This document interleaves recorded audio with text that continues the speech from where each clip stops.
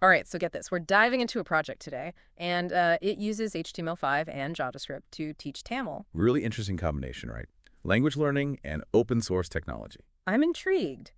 But before we get too deep, can you remind us what open educational resources are? I mean, some of us aren't exactly tech wizards, you know? Well, think of it as like a digital library.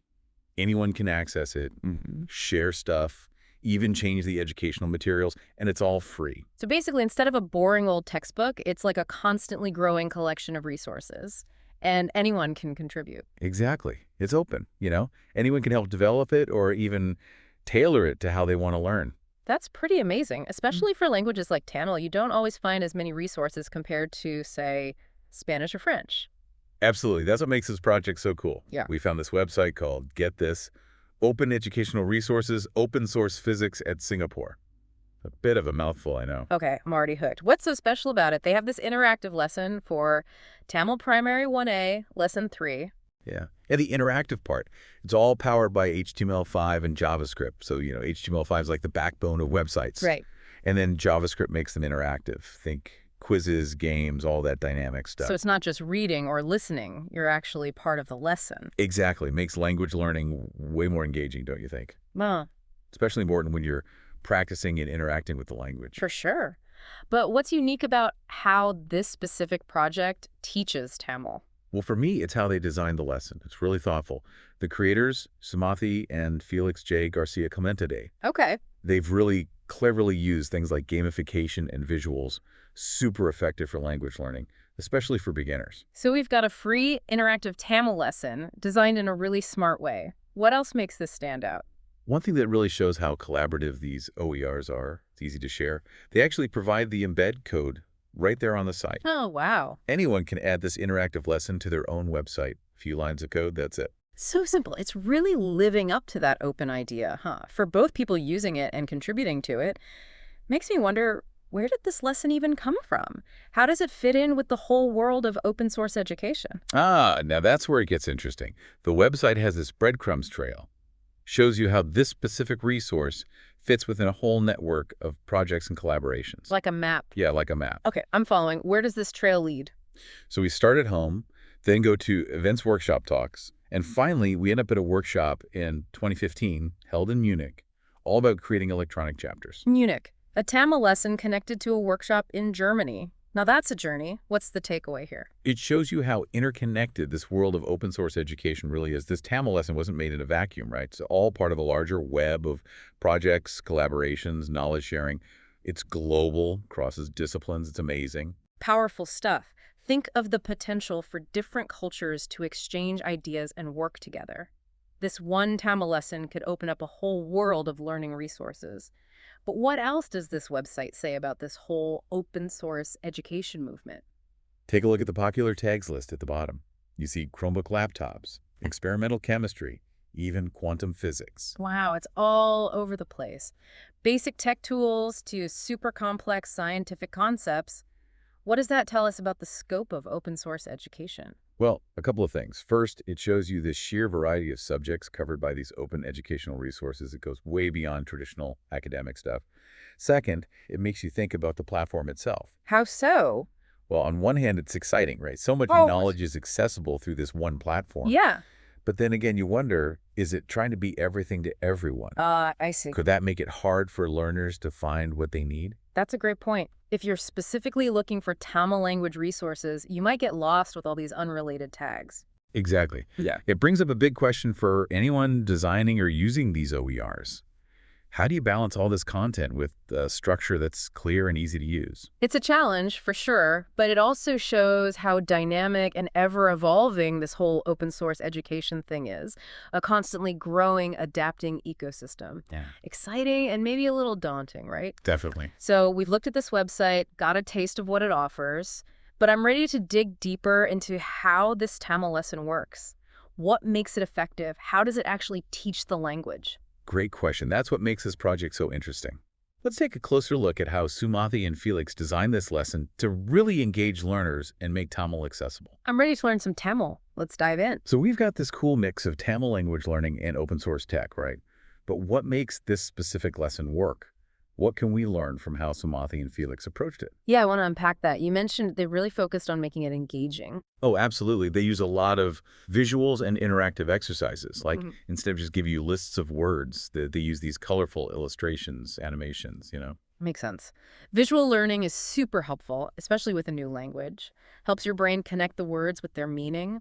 Anything else they use to make it stick? Gamification. Super motivating, especially for younger learners.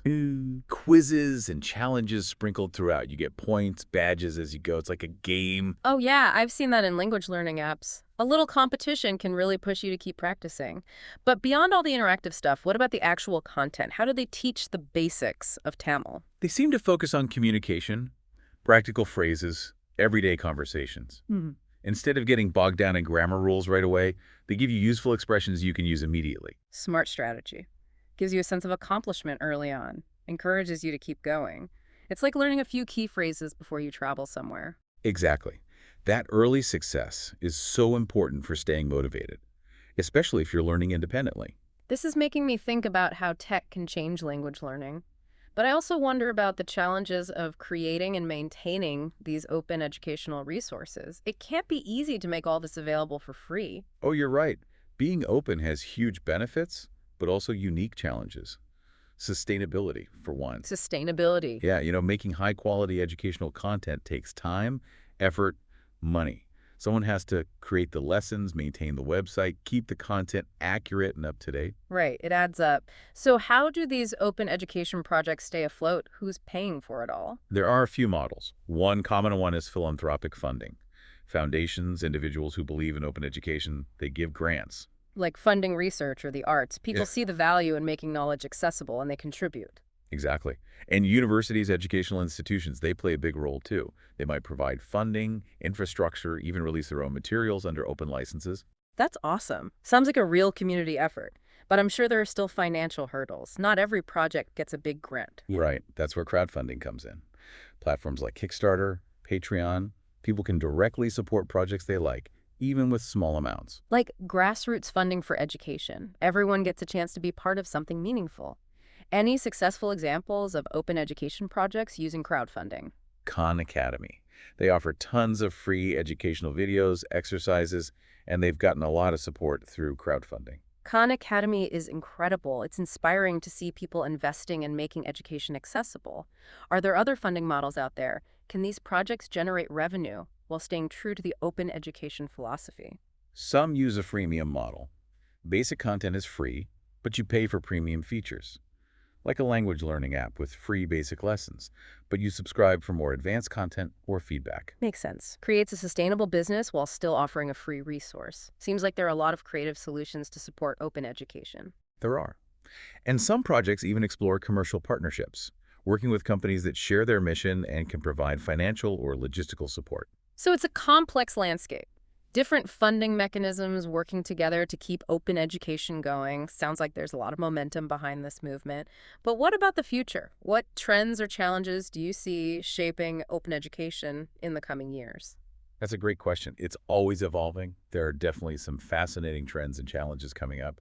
One of the most exciting is the growing role of artificial intelligence in education.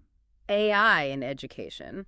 That's intriguing, but also a bit scary. What does that even look like? Well, we're already seeing AI-powered learning platforms, personalized tutoring systems. Imagine a program that adapts to your learning style, figures out your strengths and weaknesses, and tailors the lessons just for you. Whoa, that's incredible. Could revolutionize how we learn. But, I wonder about the downsides. Could AI replace teachers altogether? That's a valid concern. But most experts think AI will augment teachers, not replace them. AI can handle things like grading, basic instruction, feedback on writing. That frees up teachers to focus on things like critical thinking, creativity, building relationships with students. That makes sense. Finding the right balance between tech and human interaction. So AI is one big trend. What else is on the horizon for open education? AI changing how we learn. That's wild. But, with all this high-tech stuff, I keep thinking back to that Tamil lesson, how it all started with a workshop, people coming together in Munich. That human side of it seems just as important as the technology itself. Oh, absolutely. Open education is all about people, right? The Mhm. creators, collaborators, the learners, everyone coming together because they're passionate about knowledge. Technology is a powerful tool, But it's the human element that really drives this movement. It shows you that even something as simple as a Tamil lesson can connect to a global network of people and ideas. That's the magic of open educational practices. Recognizing that learning isn't a solo thing, it's a collective effort. A conversation that crosses borders, goes beyond traditional academic structures. Speaking of breaking boundaries, remember that mix of tags on the website? Made me think, is open education moving toward a more interdisciplinary approach, like blurring the lines between subjects? You're on to something. Yeah. There's a growing realization that knowledge isn't just neatly divided into separate boxes. Real-world problems need us to use insights from different fields. So it's not just learning Tamil, but learning Tamil in the context of history, culture, even science. Exactly. Imagine a lesson that explores how Tamil evolved alongside its cultural influences, or a project that uses Tamil folktales to teach scientific principles. So many possibilities. Now that's exciting. Makes you want to explore all those unexpected connections. And that's what we hope this deep dive has done for you.